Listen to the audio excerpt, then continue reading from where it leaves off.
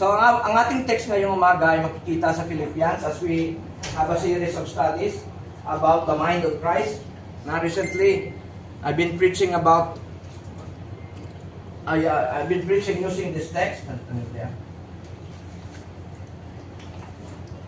Sobrang madali. Kahit kape, wala akong na-take, no? So, medyo nagamala akong ko. Alright, Philippians chapter 2, verses 12 to 16. And then, very quickly, I'll be reading Deuteronomy chapter 1, verse 26 to 30. Philippians 2. We know that it was written by Paul. And we know for a fact that he was on a house arrest. Dahil sa pag-spread niya ng gospel ay he was imprisoned because of that. Okay? Philippians 12 verse 12, Philippians chapter 2 verse 12. Read me with your eyes as I read aloud. Wherefore, my beloved, as ye have always obeyed, not as in my presence only, but now much more in my absence. Work out your own salvation with fear and trembling. I want you to notice that phrase, work out your own salvation with fear and trembling. Verse 13, for it is God which worketh in you both to will and to do of his good pleasure. Do all things without murmurings and disputings, that ye may be blameless and harmless, the sons of God, without rebuke in the midst of a crooked and perverse nation, among whom ye shine as lights in the world. Verse 16, holding forth the word of life, that I may rejoice in the day of Christ. I may rejoice in the day of Christ, that I have not run in vain, neither labored in vain. Deuteronomy 1:26 down to 30. Notwithstanding, you would not go up, but rebelled against the commandment of the Lord your God.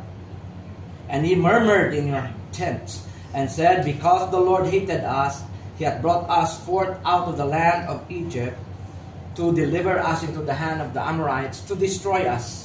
Verse 28, whither shall we go up? Our brethren have discouraged our hearts, saying, the people is greater and taller than we. The cities are great and walled up to heaven. And moreover, we have seen the sons of the Anakims there. Verse 29, then I said unto you, dread not, neither be afraid of them.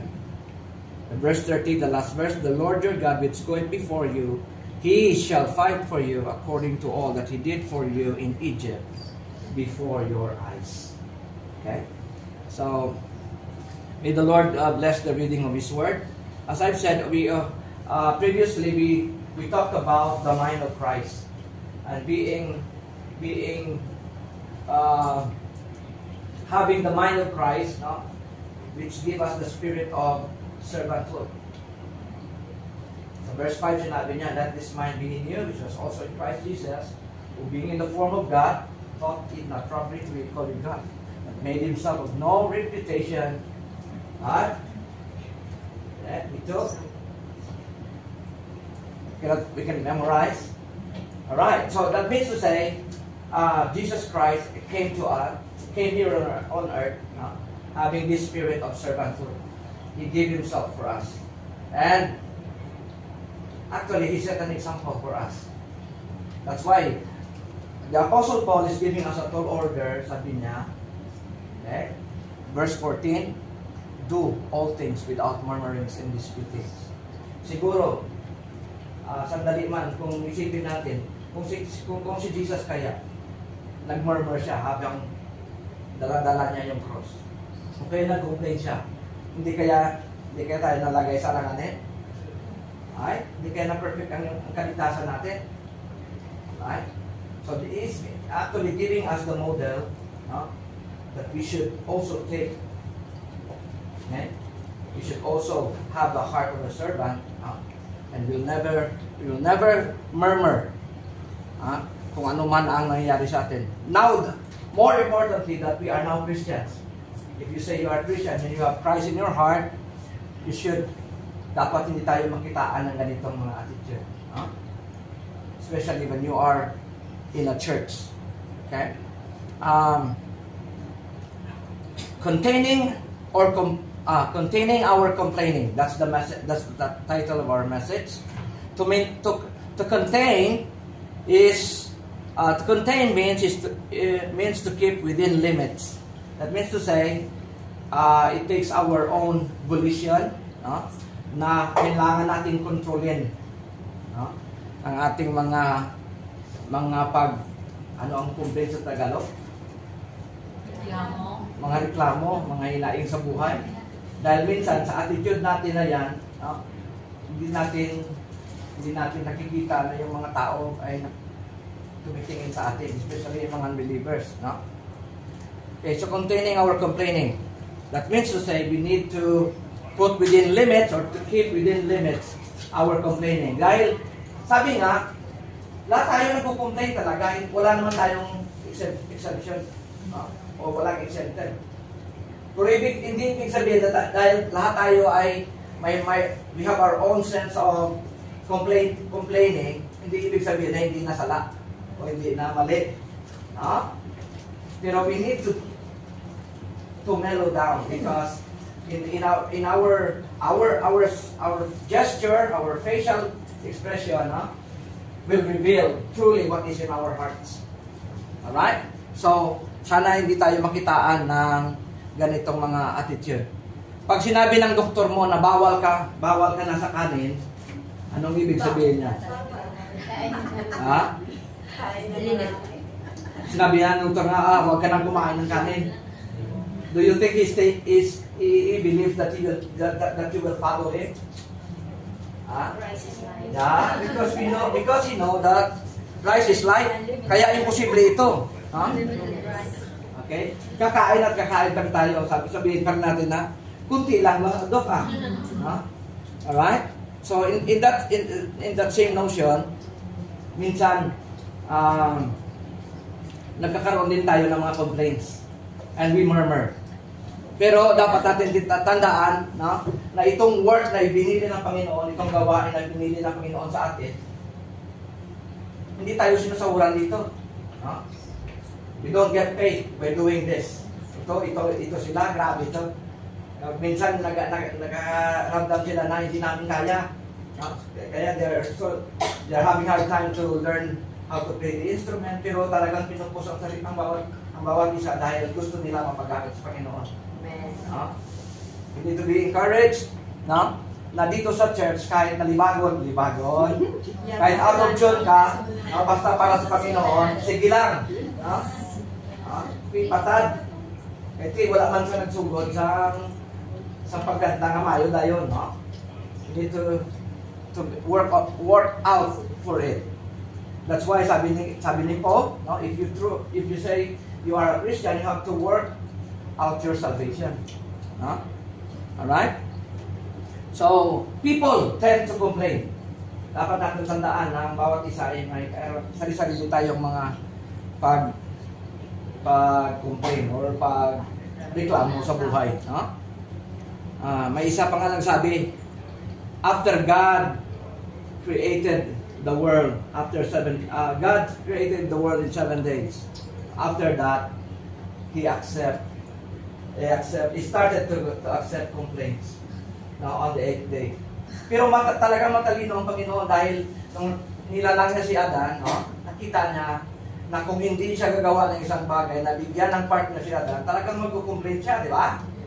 So hindi, before pa siya nakagawa ng pagreklamo, so binigyan na siya ng Panginoon ng partner niya. So God is really that intelligent.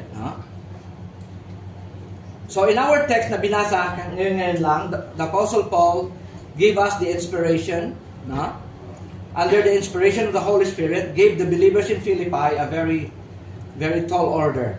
Do all things without murmurings and disputings. So, hindi ibig sabihin na hindi nakita ng Panginoon na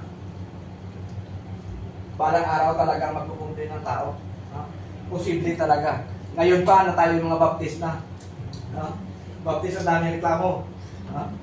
Alright, especially kung walang pagkain. Okay, because when Baptists meet, we eat. Alright? Alright. So we need to know, first and foremost, what are the causes of this complaining?